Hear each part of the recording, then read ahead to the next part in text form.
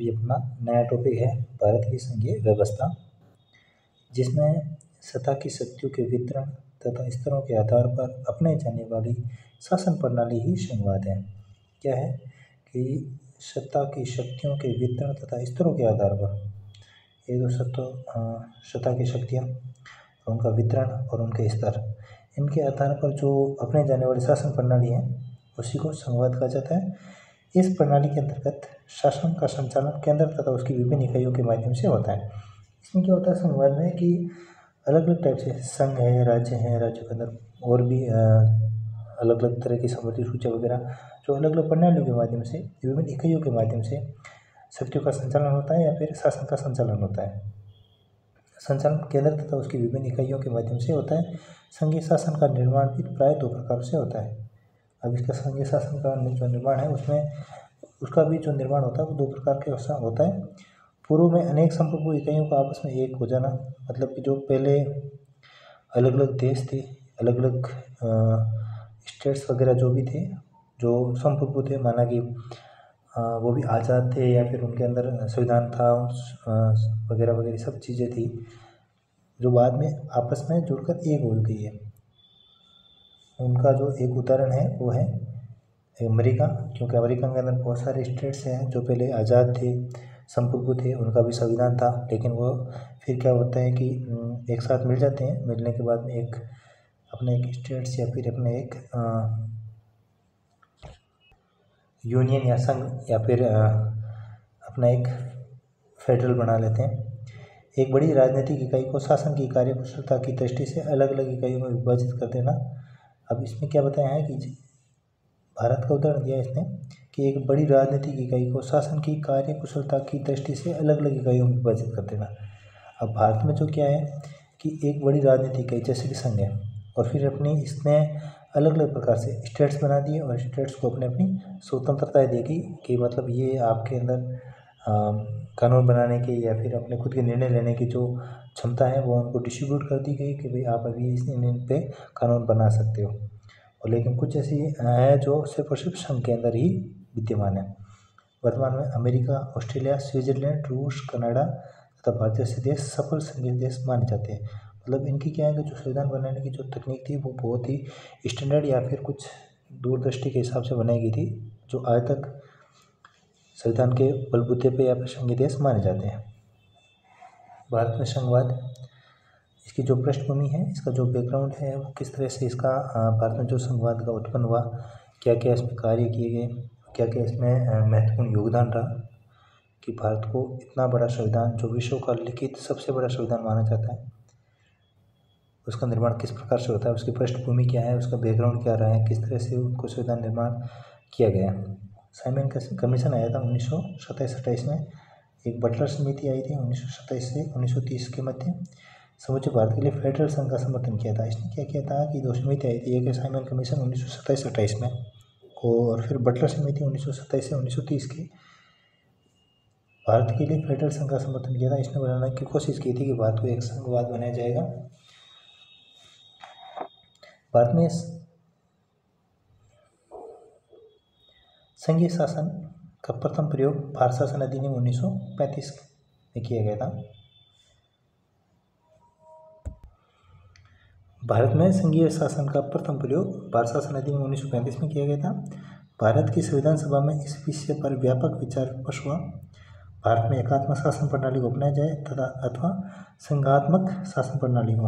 अब एक कन्फ्यूजन आ गई थी कि भारत के अंदर जो है एकात्मक शासन प्रणाली अपनाई जाए या फिर संघात्मक शासन प्रणाली, क्योंकि उस टाइम भारत रियासतों में बंटा हुआ था, तो उनको एक किया जाए या फिर सबको अलग अलग अपने हिसाब से स्वतंत्र रहना चाहिए। इस हिसाब से उनका कुछ विचार विमर्श चल रहा था। तत्पश्चात भारत की राष्ट्रीय एकता और अखंडता को ध्यान में रखते हुए हमने संघीय शासन प्रणाली को स्थानीय मांगों तथा आवश्यकताओं को अपना डाल दिया। फिर मतलब सबने ये सोचा कि भाई भारत एक अखंड है, उसकी अखंडता को बरकरार रखना चाहिए और संघीय शासन प्रणाली को स्थानीय मांगों और आवश्यकताओं को उसने अपना लिया गया था कि भाई भारत को एक संघीय व्यवस्था के रूप में बनाया जाना चाहिए। संविधान सभा में पंडित जवाहरलाल नेहरू द्वारा प्रस्तुत किए गए उद्देश्य प्रस्ताव में एक ऐसा संघ बनाना था जिसमें घटक राज्य अवशेष शक्तियों के साथ स्वायत्त इकाइयों की स्थिति बनाए रखेंगे का प्रावधान किया गया था। इसमें क्या किया गया था कि जवाहरलाल नेहरू द्वारा जो उद्देश्य प्रस्ताव पेश किए गए थे और एक उसमें ये कहा गया था कि एक ऐसा संघ बनाना है जिसमें घटक राज्य अवशिष्ट शक्तियों के साथ स्वायत्त इकाइयों की स्थिति बनाए रखना का प्रावधान किया गया था।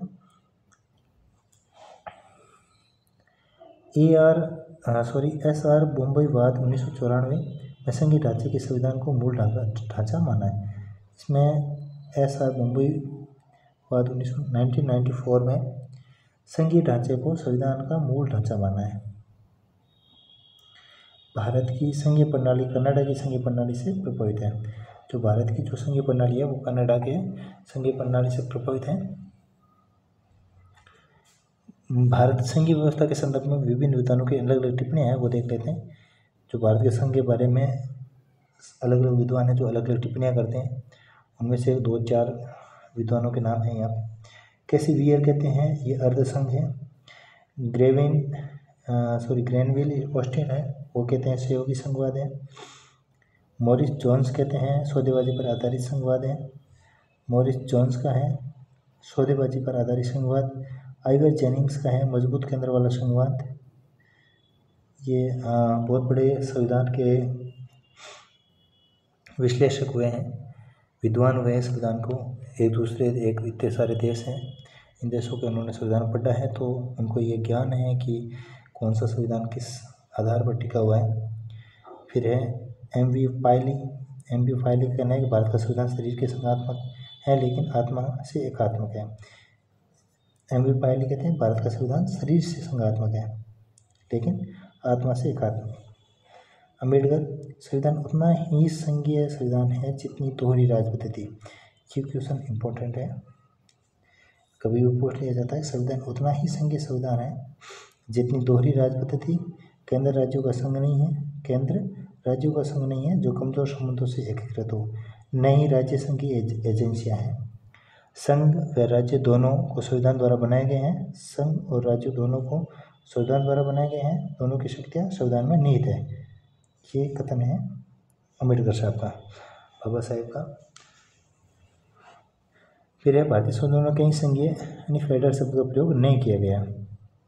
जो भारत में का संविधान लिखा गया है उस भारतीय संविधान में कहीं भी संघीय या फिर फेडरल शब्द का प्रयोग किया ही नहीं गया है। अनुच्छेद 1 के अनुसार क्या कहता है कि भारत राज्यों का संघ होगा। भारत राज्यों का संघ होगा। अनुच्छेद 1 के अनुसार भारत राज्यों का संघ होगा। India that is Bharat shall will be union of states, मतलब कि भारत राज्यों का एक संघ होगा। अर्थात संविधान में यूनियन शब्द का प्रयोग किया गया है। संविधान में किस शब्द का प्रयोग किया गया है? यूनियन शब्द का प्रयोग किया गया है। भीमराव अम्बेडकर ने यूनियन स्टेट्स और राज्यों का संघ शब्दावली की व्याख्या इस रूप में की है कि राज्यों को केंद्र से अलग होने का कोई अधिकार नहीं होगा। बहुत ही इन्होंने आगे का दिमाग लगाया कि कोई किसी प्रकार की कभी किसी राज्य द्वारा ये कह दिया जाए कि नहीं मैं भारत से अलग हो जाऊंगा या फिर मैं भारत संघ के साथ नहीं रहना चाहता, तो इस प्रकार से संविधान के अंदर कोई किसी तरह का कोई उल्लेख नहीं किया गया है। इसलिए बाबा साहेब कहते हैं कि या फिर अम्बेडकर ने उन्होंने कहा है कि शब्दावली की व्याख्या इस रूप में की गई है कि राज्यों को केंद्र से अलग होने का कोई अधिकार नहीं होगा। एक बार अगर भारत के संघ में विलय हो गए तो उसके बाद में राज्यों को अपना अलग देश बनाने का या फिर अलग होने का कोई विकल्प नहीं होगा। भारत के संविधान में चूंकि एकात्मक और संघात्मक शासन प्रणाली का मिश्रण किया गया है, अतः इसे एकात्मक और संघात्मक तत्व दिखाई देते हैं। दोनों प्रकार के भारत के संविधान में दिखाई देते हैं सब। भारतीय संविधान में एकात्मक तत्व क्या है देख लीजिए कि एकल संविधान है, एकल नागरिकता, एकीकृत न्यायपालिका है, एकीकृत लेखा प्रणाली है, एकीकृत चुनाव मशीनरी है। अवशिष्ट शक्तियाँ अनुच्छेद 248 के तहत केंद्र के पास हैं। संविधान संशोधन में राज्यों की सीमित भागीदारी है। शक्ति विभाजन केंद्र के पक्ष में, शक्ति का जो विभाजन है वो केंद्र के पक्ष में। राज्य सूची के बजाय संघ सूची के विषयों की अधिक संख्या अधिक है। संघ सूची के बजाय राज्य सूची के बजाय संघ सूची में विषयों की संख्या अधिक है। आपातकाल के दौरान संघात्मक व्यवस्था एकात्मक बदल जाती है। इसका मतलब होता है कि जब भारत के अंदर कभी भी किसी भी टाइम अगर आपातकाल लगता है तो आपातकाल का जो जब उसमें संघात्मक व्यवस्था होती है वो एकात्मक बदल जाती है। मतलब राज्यों के अधिकार उनसे छीन लिए जाते हैं या फिर उनको कम कर दिया जाता है, क्योंकि आपातकाल के समय सिर्फ और सिर्फ केंद्र सरकार या फिर संघ सरकार ही सारा काम करती है। अखिल भारतीय सेवाएं राज्यपाल की नियुक्ति केंद्र द्वारा। नए राज्यों के निर्माण और विभाजन का अधिकार संसद के पास होना। राज्य अनस्वर है। राज्य क्या है?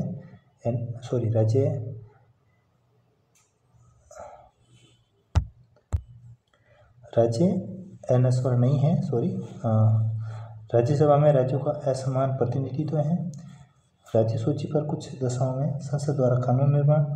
राज्य विधानमंडल के विधेयकों पर राष्ट्रपति को वीटो शक्ति और वस्तु एवं सेवा कर। ये सब भारत के संविधान में एकात्मक तत्व को दर्शाते हैं। फिर है भारतीय संविधान में संघात्मक तत्व क्या क्या है? दोहरी सरकारें, क्योंकि एक केंद्र सरकार की एक राज्य सरकार, दो प्रकार की सरकारें हैं। फिर लिखित संविधान है। संविधान की सर्वोच्चता है, क्योंकि जब किसी भी कोई भी चीज़ या फिर कोई कानून या फिर कोई ऐसा विधेयक आता है तो जिसमें संविधान के प्रति कोई उनको क्या कहते हैं, संविधान की सर्वोच्चता रखी गई है, मतलब कि उसमें संविधान को किसी प्रकार की कोई हानि नहीं पहुंचा जाए या फिर संविधान को या कोई किसी प्रकार के तोड़ मरोड़ नहीं किया जाए। उच्च सदन और राज्यसभा सदन होना, शक्तियों का विभाजन होना, कठोर संविधान और स्वतंत्र न्यायपालिका। अब है शक्तियों का विभाजन किस प्रकार से किया गया है राज्य और केंद्र सरकार के बीच में। संविधान की 7वीं अनुसूची के अंतर्गत अनुच्छेद 246 के तहत केंद्र और राज्यों के बीच में शक्तियों का विभाजन सूची पद्धति से माध्यम किया गया। इसमें क्या किया गया? भारत के संविधान की जो 7वीं अनुसूची में उसमें समवर्ती सूची दी गई है 3, संघ सूची, राज्य सूची और समवर्ती सूची। अनुच्छेद 246 के तहत केंद्र और राज्यों के बीच शक्तियों का विभाजन सूची पद्धति के माध्यम से किया गया है। संघीय सूची के 100 मतलब मूल रूप से 97। अब वर्तमान टाइम में मूल रूप से जो संविधान सिस्टम से बना था, उन्होंने जो ये सूची बनाई थी उस टाइम मूल रूप से उनमें 97 विषय थे, लेकिन अभी प्रेजेंट टाइम में 100 विषय। लेकिन इनको चेंज नहीं किया जाएगा, अगर इनको बढ़ा दिया जाएगा लेकिन फिर भी मूल तो 97 ही रहेंगे, लेकिन 3 बढ़ाने पर उनको कोई विशेष फर्क नहीं पड़ता है। इसमें 97 ही बने रहेंगे और ये 100 रहेंगे तो 100 अलग है। इसमें क्या है कि संघ सूची में 97 मूल रूप से 97 थे और अभी जो हाल में विश्व के जो विषय हैं वो 100 है। केंद्र के विधि निर्माण का अधिकार है और राज्य सूची में 61 है, तो मूल रूप से 67 थे, लेकिन उसमें सभी 5 कम है। विषयों पर राज्यों के नीति विधि निर्माण का अधिकार है, जबकि समवर्ती सूची में 52 है, जो मूल रूप से 47 थे। संविधान में जब उल्लेखित है उनको मूल रूप से 47 है, लेकिन अभी हाल में 52 विषय हैं। लेकिन इसमें क्या है, समवर्ती सूची में केंद्र और राज्य दोनों ही कानून बना सकते हैं, परंतु केंद्र और राज्यों के बीच संघर्ष की स्थिति में केंद्रीय कानून की अंतिम रूप से मान्य होगा। इसमें क्या होता है कि जब समवर्ती सूची में अगर कोई कानून बनता है, राज्य सरकार और केंद्र सरकार के बीच में कोई विवाद उत्पन्न हो जाता है या फिर कोई किसी प्रकार की क्या है कि दोनों कानून बनाते हैं तो उनके बीच में कोई संघर्ष की स्थिति होती है, तो अंतिम जो कानून बना रहेगा या फिर कोई नियम बना रहेगा वो नियम रहेगा केंद्र सरकार का। और इसके अतिरिक्त जो समस्त अवशेष शक्तियाँ केंद्र के प्रदान की गई हैं और केंद्र की इस मजबूत स्थिति के कारण ही विशेषज्ञ भारत को केंद्रीय वर्चस्व वाला संविधान मानते हैं। इसमें क्या कहा गया है कि भाई जो समवर्ती सूची में अगर राज्य और केंद्र के बीच में संघर्ष होता है तो अंतिम जो नियम है, जो कानून है, उस समवर्ती सूची में जो बना रहेगा संघर्ष की स्थिति में सिर्फ और सिर्फ केंद्र सरकार का बना रहेगा। तो इस वजह से इस मजबूत स्थिति को देखते हुए, केंद्र की मजबूत स्थिति को देखते हुए जो भी विशेषज्ञ हैं कानून के और संविधान के, वो भारत के जो केंद्रीय वर्चस्व वाला संविधान मानते हैं कि भारत के अंदर पर सिर्फ और सिर्फ केंद्र का राज रहता है। इसके आगे हम देखते हैं तो मूल रूप से जो संघ सूची है, राज्य सूची है और समवर्ती सूची में जो मुख्य पॉइंट्स हैं वो इस प्रकार हैं कि संघ सूची में कौन कौन से विषय शामिल किए गए हैं, राज्य सूची में कौन कौन से विषय शामिल किए गए हैं, समवर्ती सूची में कौन कौन से विषय शामिल किए गए हैं। अगर उनको देखा जाए तो कुछ इस प्रकार है कि संघ सूची में तो प्रतिरक्षा, डिफेंस, परमाणु ऊर्जा, विदेशी मामले, युद्ध और शांति, बैंकिंग, रेलवे, डाकघर और तार, वायुसेना, बंदरगाह, विदेश मुद्रा, विदेश व्यापार और मुद्रा, ये तो है संघ सूची के। फिर है और संघ सूची में विषय पर सिर्फ और सिर्फ केंद्र विधायिका ही कानून बना सकती है, कोई इसमें कोई और कानून नहीं बना सकता। फिर है राज्य सूची में क्या है, इसमें शामिल विषय हैं कृषि है, पुलिस है, जेल खाना है, स्थानीय शासन है, सार्वजनिक स्वास्थ्य है, भूमि है, शराब है, वाणिज्य व्यापार है, पशुपालन है, प्रादेशिक और लोक सेवाएं। और जो ये राज्य सूची के जो भी विषय हैं, आमतौर पर इन विषयों पर सिर्फ और सिर्फ प्रांतीय विधेयिका ही कानून बना सकती है। फिर इसके बाद आते हैं समवर्ती सूची के जो विषय हैं उनमें शिक्षा है, कृषि भूमि के अतिरिक्त किसी अन्य संपदा का हस्तांतरण है, वन है, मजदूर है, मजदूर संघ है, सामानों में मिलावट है, गोद लेना और उत्तराधिकार, ये सब कार्य समवर्ती सूची में है। और समवर्ती सूची में केंद्र और प्रांत दोनों ही विधेयिका इन मामलों पर कानून बना सकती है।